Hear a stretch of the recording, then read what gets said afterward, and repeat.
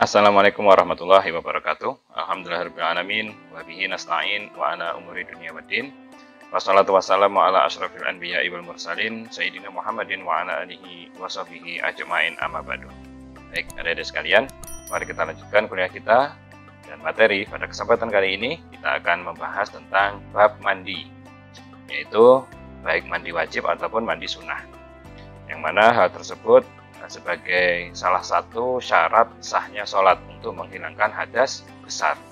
Nah, jadi ada hadas kecil yang dihilangkan dengan wudhu, dan juga ada hadas besar yang harus dihilangkan dengan tata cara mandi yang benar, sebagaimana yang diajarkan oleh Nabi dan juga diajarkan oleh ulama-ulama kita.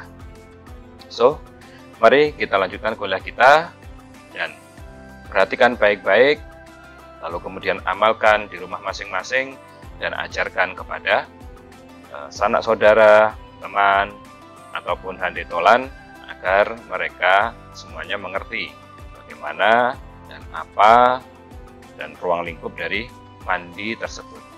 Mari kita lanjutkan kuliah kita pada kesempatan kali ini.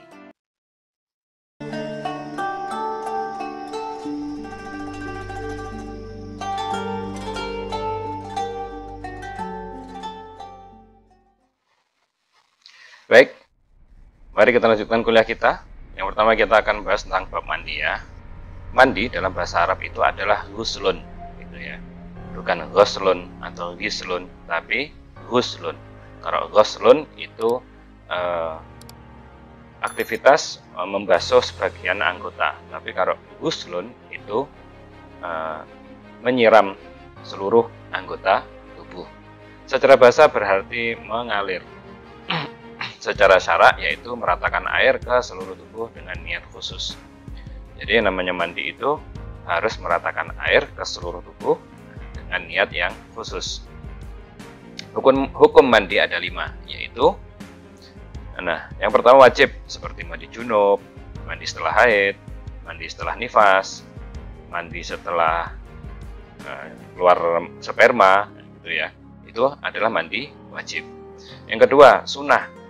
Mandi ini sunnah seperti mandi Jumat dan Idul Fitri, dan juga di tempat-tempat lain, di kesempatan-kesempatan lain yang mensunahkan mandi, itu ya. Kemudian selanjutnya mubah, ada juga yang mubah seperti mandi untuk membersihkan badan tanpa niat apapun. Jadi kalau kalian mandi untuk membersihkan badan ya, nggak ada niat apapun, itu hukumnya mubah. Yang keempat makruh, seperti mandi dengan menyelam bagi yang berpuasa. Jadi ketika kita berpuasa, kemudian karena gerah ya, terus kita mandi gitu ya, tapi mandinya dengan cara menyelam. Nah, selulup kalau bahasa Jawanya, maka hukumnya makruh. Kenapa? Karena ditakutkan nanti telinganya kemasukan air atau mungkin hidungnya kemasukan air, yang mana itu sebenarnya dapat, kalau disengaja ya, dapat membatalkan puasa. Nah, selanjutnya yang kelima haram tapi sah seperti mandi dengan air gosok. Nah, jadi kalau kalian pakai airnya orang ya tanpa izin, namanya gosok, gitu ya. Kalian pakai kamar mandi orang atau pakai kerannya orang dan tanpa izin, namanya itu gosok. Nah, haram dan tidak sah yang kedua. Jadi haram tapi sah. Sekarang haram sudah haram, nggak sah lagi. Itu seperti mandi junub dalam keadaan haid. Maksudnya yaitu mandi, kita niat mandi wajib tapi keadaan masih haid, nah, gitu ya. Kecuali kalau dia nggak tahu bahwasannya dia itu masih keadaan haid. Nah, jadi maksudnya biasanya wanita itu ada ketentuan haidnya ya, sudah menjadi siklusnya lah. Akan tetapi di saat-saat tertentu, mungkin karena stres atau karena makanan atau karena tuntutan pekerjaan, dia itu haidnya nggak lancar. Biasanya ini yang banyak terjadi itu karena memang pikirannya stres, atau dia sebelumnya itu pakai atau minum obat penghambat haid. Nah, nanti haidnya nggak lancar itu. Nah, dia akhirnya nggak tahu saya ini suci apa enggak gitu loh. Ternyata dia nganggapnya suci, sudah mandi, nah ternyata masih ada yang keluar. Kalau gitu nggak apa-apa, nggak dosa, gitu ya. Dia tahu dia belum suci tapi kok malah mandi wajib gitu maksudnya. Nah, itu nggak boleh ya. Oke, selanjutnya hal-hal yang mewajibkan mandi. Nah, ini kita harus tahu ini hal-hal yang mewajibkan mandi itu apa saja. Yang pertama ada 6. Nah, maksudnya yang hal yang mewajibkan mandi itu ada 6. 3 khusus bagi wanita dan 3 lagi umum laki-laki dan wanita. Nah, yaitu 1. Berhubungan suami istri. Nah, walaupun tidak orgasme. Jadi maksudnya di sini ketika seseorang itu berhubungan suami istri, ya, dan mohon maaf kemaluannya sudah bertemu, nah, walaupun tidak orgasme wajib mandi. Suami dan istrinya wajib mandi. Yang kedua, keluarnya mani atau sperma walaupun tidak berhubungan suami istri. Nah, ini karena apa namanya ya? Karena mimpi basah misalkan, atau dia memang mudah keluar spermanya gitu melihat wanita. Nah, itu apa namanya? Wajib mandi. Kemudian selanjutnya yang ketiga haid. Nah, jelas ya. Yang keempat nifas. Nifas itu darah yang keluar setelah melahirkan. Nah, jadi nanti nifas ini biasanya 40 hari biasanya. Gitu ya. Karena itu adalah istilahnya ya darah yang bekas dari apa namanya? Dari rahim gitu. Dari rahim ketika anaknya keluar, ketika janinnya keluar. Nah, darah ini keluarnya tidak langsung ikut juga gitu. Keluar sedikit-sedikit, itu namanya nifas. Nah, selanjutnya yang kelima melahirkan. Nah, melahirkan ini istilahnya dia wajib mandi. Yang keenam meninggal, ya karena meninggal. Jadi orang yang meninggal itu wajib dimandikan, gitu ya. Nah, kecuali beberapa kategori gitu ya. Karena dia murtad, gitu kan, atau dia dan lain sebagainya lah, dia munafik, ya, itu tidak wajib dimandikan. Tapi kalau yang dia Islam baik, wajib dimandikan. Yang keenam masuk Islam jika pernah junub ketika non muslim. Jadi ketika saudara kalian atau teman kita kok masuk Islam sedangkan dia dulu pernah junub itu ya apa namanya? Mimpi basah, atau yang perempuan itu haid, gitu ya, itu wajib mandi, wajib mandi jinabah, misalnya mandi junub. Oke, di sini saya tidak tampilkan hadisnya masing-masing ya, adik-adik semua, karena banyak sekali dan apa namanya panjang-panjang hadisnya. Jadi saya ringkas sebagaimana kitab-kitab fikih yang tipis ataupun yang sedang pada umumnya. Oke, kita lanjutkan kewajiban mandi. Nah, ini apa saja kewajiban mandi? Nah, kewajiban mandi itu ada 2. Jadi cuma 2 aja kewajiban mandi, yaitu yang pertama niat, yaitu niat dalam hati ketika basuhan pertama. Jadi ketika air itu mengalir pertama kali mengenai tubuh kita, itu niat dalam hati. Nah, niatnya bagaimana? Saya niat mandi wajib, tuh kalau yang wajib ya. Atau saya niat menghilangkan hadas besar. Saya niat mandi menghilangkan hadas besar. Saya niat mandi wajib. Saya niat mandi untuk sholat. Nah, itu boleh. Nah, tidak usah pakai bahasa Arab. Yang bisa pakai bahasa Arab silahkan. Tapi niat seperti ini dalam mazhab Syafi'i itu wajib. Gitu ya. Oke, yang kedua, meratakan air ke seluruh tubuh, maka harus diperhatikan bagian-bagian tersembunyi seperti daerah telinga. Nah, ini telinga ini maksudnya dikosok-kosok gitu loh. Nah, ketiak, pangkal kaki, bagian yang tertutupi, bagi yang belum sunat dan lainnya. Maksudnya ini kasusnya kasusnya sudah balik dan dia belum sunat gitu ya. Jadi kalau bagian yang tertutupi itu maksudnya kan sunat itu kan dipotong daging dari kemaluannya itu. Nah, maka kalau dia belum bersunat itu kan tertutupi. Nah, yang tertutupi itulah yang wajib dibasuh gitu loh. Nah, ini mungkin bagi yang sudah balik, bagi yang sudah tamyiz sekitar ya 5 tahun lah, SD lah. Kalau dia junub, dia lapor orang tuanya, nah maka dikasih tahu agar sholatnya sah, walaupun dia belum sunat gitu ya, itu wajib dibasuh bagian yang tertutupi dari kemaluannya itu. Nah, jadi meratakan ke seluruh tubuh ini wajib ya. Bukan dari leher ke bawah, bukan. Tapi ke seluruh tubuh, rambut wajib kena ya. Kemudian telinga dan seluruh bagian-bagian yang tersembunyi di tubuh ini dijangkau oleh tangan agar terkena air gitu ya. Oke, selanjutnya keadaan yang disunahkan mandi. Nah, apa saja keadaan yang disunahkan mandi? Yang pertama, ini mandi sunnah ya, bukan mandi wajib. Kalau mandi wajib itu karena sebabnya kan tadi ada berapa? 6 ya.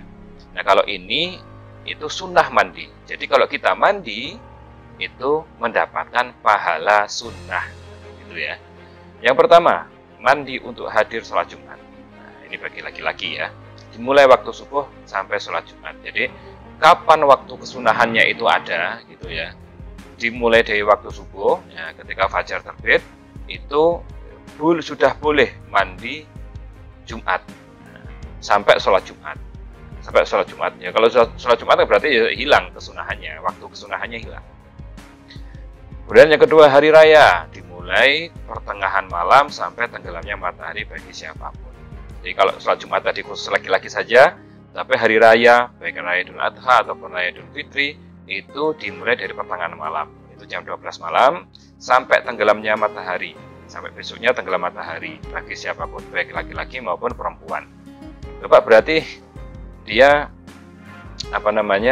ketika Idul Fitri dia tidak mandi, mau sholat Id dia nggak mandi, terus setelah sholat Id siangnya misalkan mandi, bisa Pak, bisa gitu ya.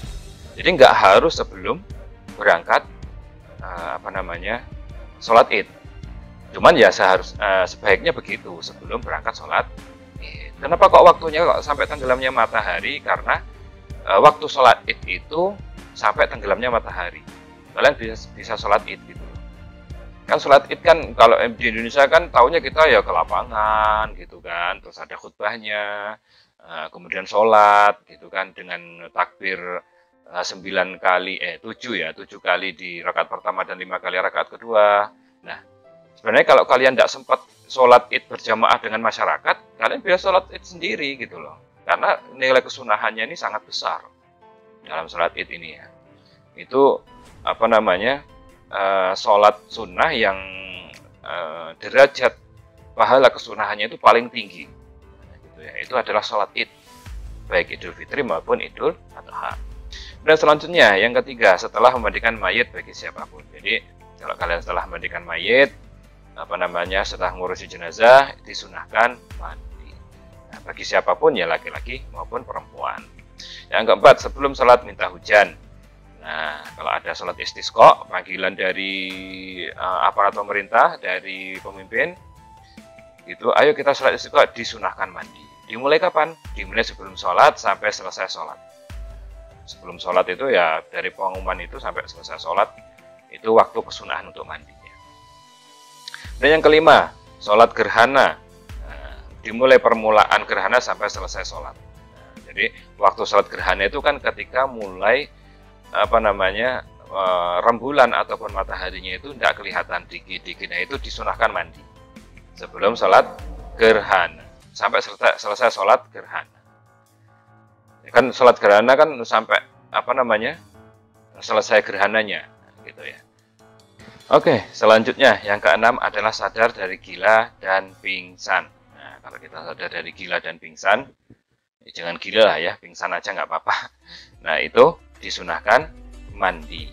Nah, setelah berbekam, nah, itu disunahkan mandi. Kenapa? Karena kotoran-kotoran yang ada dalam tubuh itu kan keluar lewat lubang-lubang darah itu. Nah, maka disunahkan untuk mandi agar bersih lagi badan kita. Kemudian yang 8, setiap malam bulan Ramadan. Kenapa kok disunahkan mandi di setiap malam bulan Ramadan? Karena agar kita semangat untuk ibadah. Nah, gitu ya. Itu alasan para ulama. Loh, Pak, katanya mandi malam itu nggak bagus, gitu kan. Nah, menyebabkan encok lah, macam-macam lah, kata para ahli. Tapi berbeda dengan pendapat ulama. Kalau ulama itu mengatakan bahwasanya mandi di malam bulan Ramadan itu malah sunnah. Kenapa? Karena yang biasanya atau di bulan-bulan biasanya itu air di malam hari itu tidak bagus gitu ya, karena mengandung zat-zat apa segala macam. Nah, justru di malam bulan suci Ramadan itu diubah oleh Allah menjadi baik untuk tubuh kita. Nah, gitu ya. Baik untuk tubuh kita. Kenapa? Agar kita semangat untuk beribadah di malam bulan suci Ramadan. Kemudian selanjutnya yang ke-9, waktu haji dan umrah, yaitu sebelum ihram atau masuk Mekah, wukuf di Arafah, tawaf, lempar jumrah, masuk kota Madinah. Nah, sebelum ihram itu sebelum kita pakai pakaian ihram itu, apa namanya, yang pakai pakaian putih-putih itu. Nah, maka kita ketika berkunjung ke kota suci Mekah, tidak hanya waktu haji umroh saja gitu, itu disunahkan. Masuk Mekah, apa namanya, mandi, masuk Madinah juga mandi, karena kalau masuk Madinah kita menghormati Nabi kita Muhammad SAW, walaupun beliau sudah meninggal. Oke. Yang ke-10 yaitu sebelum berkumpul dengan kaum muslimin, ya, sebelum belajar gitu ya, sebelum masuk kelas kalian mandi. Nah, itu sunnah, tapi ya mandinya semua gitu ya. Pak, kalau mandinya cuma sampai leher aja ya, kesunahannya sampai leher aja gitu ya. Jadi sebelum apa namanya majelis misalkan, sebelum masuk kelas misalkan, atau sebelum rapat gitu kan. Intinya kalau kita mau bertujuan baik dan berkumpul dengan orang-orang muslim yang lain, itu disunahkan untuk mandi. Oke. Selanjutnya, kesunahan-kesunahan mandi apa saja? Nah, jadi ini adik-adik. Nah, saya akan mau praktekkan bagaimana tata cara mandi plus kesunahan-kesunahannya gitu ya. Dari yang wajib tadi plus kesunahan-kesunahan. Agar apa? Agar kita juga bisa mempraktekannya, sampean ya, kalian semua mempraktekannya di rumah. Nah, jadi di sini saya jadikan satu dengan tata cara mandinya. Gitu. Tapi saya tidak mandi beneran ya. Oke, yang pertama menghilangkan najis dan kotoran di tubuh serta buang air kecil dahulu. Jadi sebelum mandi silahkan dibersihkan dulu tubuhnya.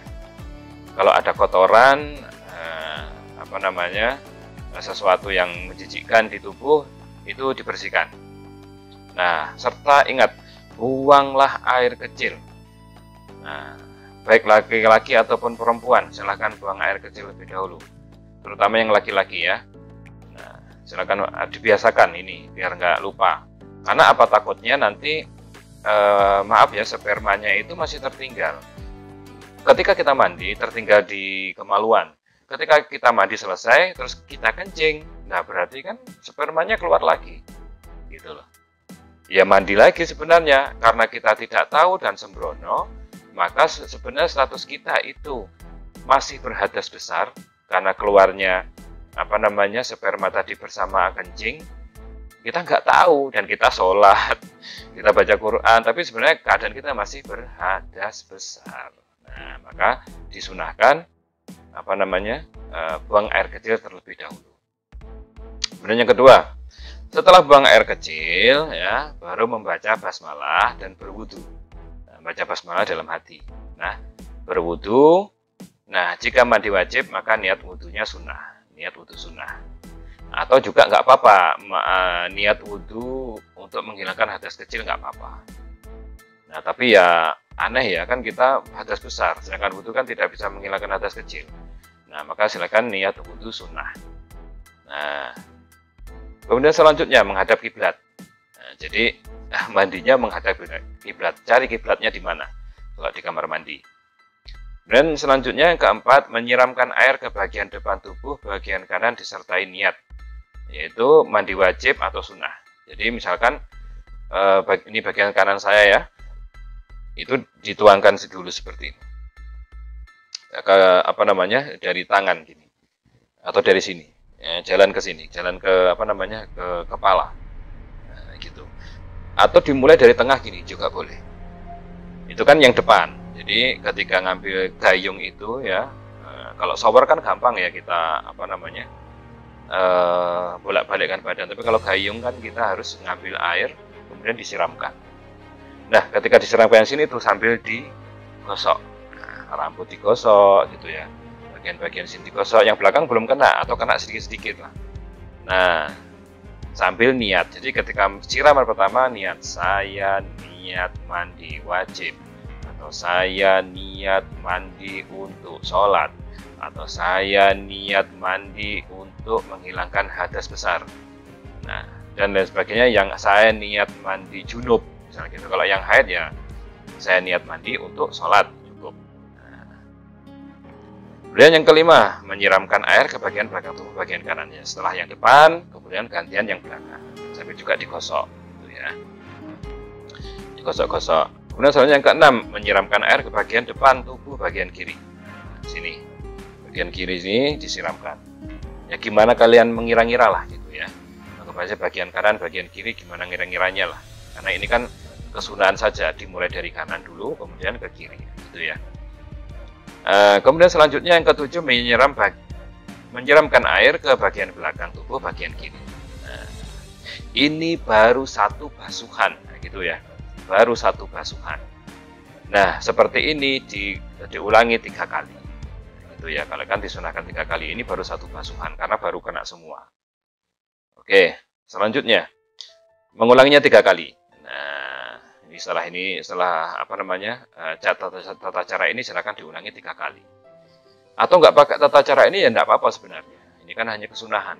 Yang penting kalian meratakan air ke seluruh tubuh.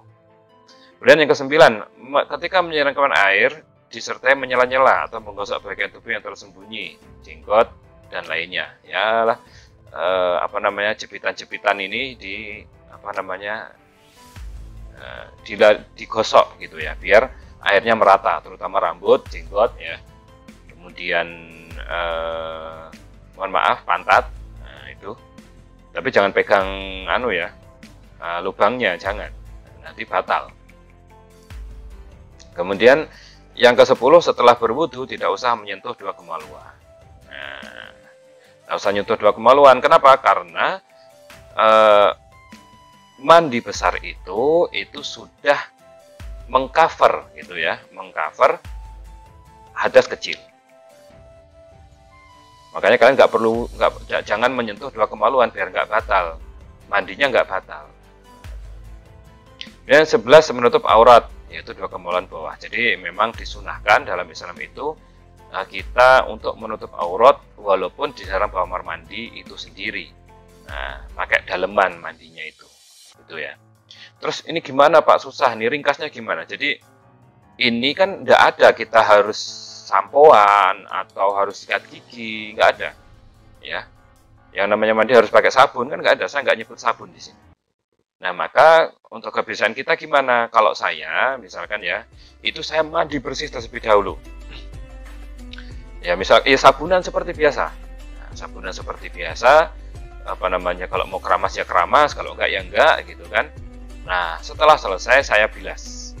Ya, saya bilas. Setelah saya bilas, sebelum saya membaca basmalah untuk wudu, untuk mandi wajib, saya biasanya niat dulu, saya basuh 2 kemaluan, niat untuk mandi wajib. Nah, jadi saya pegang dulu, dibersihkan gitu, digosok. Nah, setelah 2 kemaluan selesai, baru saya Bismillahirrahmanirrahim, saya wudhu, dalam hati wudhu. Nah, kan sudah bersih semua itu sebenarnya, sudah dibilas sabunnya atau samponya sudah saya bilas semua kan. Nah, tinggal mengeksekusi tata cara mandi itu ya. Dan makanya tidak usah lagi memegang 2 kemaluan. Nah, walaupun sebenarnya tadi kita mandinya kan sudah sampoan semua gitu kan, tapi kan saya tadi nggak niat karena saya harus membersihkan area-area yang tersembunyi gitu loh. Nah, gitu caranya. Atau sebelumnya juga sudah sikat gigi sebelum baca basmalah itu, yang nomor 2 itu kita sikat gigi. Nah, kemudian wudhu, menghadap kiblat, menyiramkan air terus sampai selesai. Ya, jadi gitu tata caranya. Jangan kita istilahnya, yang penting mandi gitu, terus pegang kemaluan gitu. Mungkin ini yang nggak tahu ya nggak apa-apa, dulu ya nggak apa-apa lah. Tapi ketika sudah tahu seperti ini, silahkan dikerjakan tata cara yang baru ini. Oke, selanjutnya Permasalahan terkait mandi. 1. Nah, ini terkait mandi ini ada beberapa masalah ya. Jika mandi tersebut disebabkan 2 sebab wajib, maka cukup 1 niat saja. Begitu pula mandinya disebabkan sebab wajib dan sunnah atau sebab sunnah dan sunnah. Maksudnya begini, saya misalkan sebelum berangkat Jumatan itu saya harus mandi junub, gitu ya, harus mandi junub karena berhubungan suami istri. Kemudian saya mau berangkat Jumatan juga harus mandi. Nah, ada mandi sunnah, gitu ya, bukan harus mandi. Saya mandi sunnah. Harus mandinya kan sebab berhubungan suami istri. Nah, berarti kan saya sebabnya 2, gitu ya, karena berhubungan dan karena mau Jumatan. Nah, maka seperti ini cukup niat 1 saja. Yang mana yang wajib? Gitu. Nah, yang wajib. Demikian juga dua sebab wajib. 2 sebab wajib misalkan ya kalau perempuan ya haid, habis nifas langsung haid gitu kan. Berarti 2. Jadi dia habis nifas, kemudian datanglah haid gitu loh. Belum sempat mandi untuk menifas dia haid dulu. Sudah haid. Nunggu haidnya selesai, setelah selesai berarti 2 kan. Baik nifas ataupun haid. Demikian juga yang laki-laki. Oke, kalau sunnah-sunnah gimana yang sunnah ini gimana ya? Misalkan saya jam 9 pagi mau rapat gitu kan di kantor. Nah, sedangkan itu hari Jumat. Berarti kan saya mau kumpul sama teman-teman, sama kolega di kantor, kemudian saya juga mau sholat Jumat. Makanya ada 2 sebab sunnah ini. Maka disunahkan saya mandi. Cukup niatnya 1 saja. Tapi kalau 2 lebih baik, gitu ya. Nah, kalau 2 lebih baik. Misalkan Jumatan tadi saya harus mandi wajib dan harus mandi sunnah. Nah, maka saya sebutkan wajib dan juga saya sebutkan yang sunnah. Oke. Yang kedua, status hadas kecil. Pada seseorang dapat hilang dengan melakukan sesuatu yang menghilangkan hadas besar atau mandi wajib, bukan sebaliknya. Tapi jika mandi sunnah tidak dapat menghilangkan hadas kecil. Jadi ingat ya, hadas kecil yang harus dihilangkan dengan wudhu, yang harus disucikan dengan wudhu, itu dapat disucikan dengan mandi, bukan sebaliknya. Ya. Tapi jika mandi sunnah juga tidak dapat menghilangkan hadas kecil. Mandi sunnah tadi berarti kalau kalian mandinya untuk Jumatan atau untuk kumpul sama teman-teman, mau masuk sekolah, mau masuk kelas, nah itu kan mandinya mandi sunnah. Tetap kalau mau sholat wudhu, gitu loh ya. Karena tidak menghilangkan hadas kecil. Yang menghilangkan hadas kecil itu hanya wudhu dan mandi besar. Nah, mandi wajib maksudnya. Selanjutnya, yang ketiga, tanda keluarnya mani atau sperma. Jadi, ini khusus yang laki-laki ya. Jadi, dalam diri laki-laki itu ada 3. Ada sperma, dalam bahasa Arab mani, ada madhi, ada madi. Kalau nggak salah ya. Kalau sperma itu berwarna keputihan. Nah, keluarnya muncrat. Bitadafuk. Keluar sebab syahwat memuncak. Baunya seperti adonan tepung ketika basah dan seperti putih telur jika kering. Nah, badan terasa lemas setelah keluar. Jadi ini adalah ciri-ciri ya, tanda-tandanya bahwa yang keluar itu adalah sperma. Kalau madi itu dia syahwatnya baru mau memuncak dia keluar. Gitu. Itu namanya madi. Ada juga itu namanya kalau kalian angkat-angkat atau kegiatan yang sangat capek sekali, kemudian kalian tidur dan basah, itu bukan mani ya, bukan sperma, bukan. Nah, itu najis itu. Kalau sperma itu suci loh ya. Kalau yang madi dan yang karena angkat-angkat itu bukan sperma itu. Nah, karena kalian tidak dalam keadaan syahwat, tapi malah keadaan capek. Nah, itu ya. Oke, selanjutnya. Nah, anjuran ketika di kamar mandi. Oke. 1. Jangan mudah ditinja. Nah, ini anjuran yang disebutkan ulama ya. Saya nggak tahu sebabnya apa. Nah, gitu ya. Saya nggak tahu ini sebabnya apa. Ada memang berdasarkan hadis beberapa nanti saya sebutkan. Nah, cuman yang disebutkan oleh ulama ini itu memang menjadi kebiasaan kita orang Islam. Gitu ya. Kita orang Islam itu punya kebiasaan dan adab sendiri. Ya, ketika di dalam kamar mandi. Saya tidak sebutkan adab-adabnya masuk pakai kaki kanan, keluar pakai kaki kiri, doanya apa enggak. Tapi ini aktivitasnya di dalam kamar mandi. Oke, yang pertama, jangan mudah ditinja. Kenapa? Karena bisa menyebabkan gigi kuning dan lain sebagainya. Intinya kurang baik lah, gitu ya. Karena apa? Tinja itu kotoran, sedangkan ludah kita adalah suci. Oke, selanjutnya yang kedua, ketika buang air besar jangan membersihkan gigi atau sikat gigi. Nah, ini nggak boleh, gitu ya. Wah, biar cepet Pak, jangan, nggak usah. Di waktu lain saja sikat giginya, gitu. Jangan dibiasakan seperti itu karena tidak baik. Oke. Nah, yang ketiga di kamar mandi jangan jongkok atau duduk berlama-lama. Nah, biasanya ini yang cowok sambil ngerokok, gitu kan lama jongkoknya, atau sambil nonton HP. Nah, itu ngegame jadi lama, jangan. Selesai hajatnya selesai langsung bersih-bersih keluar, gitu ya. Yang kedua, menggerak-gerakkan cincin. Nah, gerak-gerakkan cincin begini, jangan ya.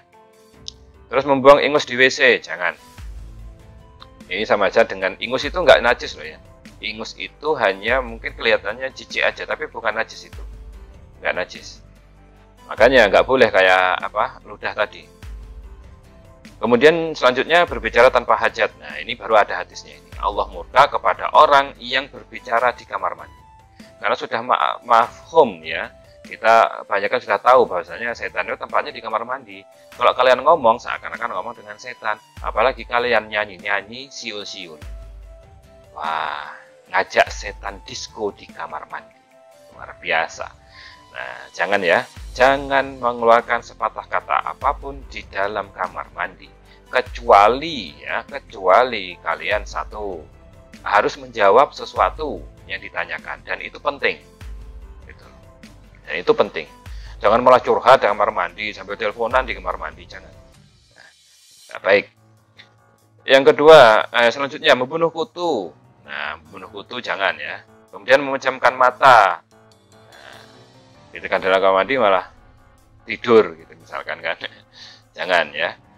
Selanjutnya membuang barang bekas cebok ke tinja, yaitu barangnya bukan airnya ya, seperti tisu. Jangan dibuang ke tinja, nggak baik itu. Dan duduk bersandar ketika BAB.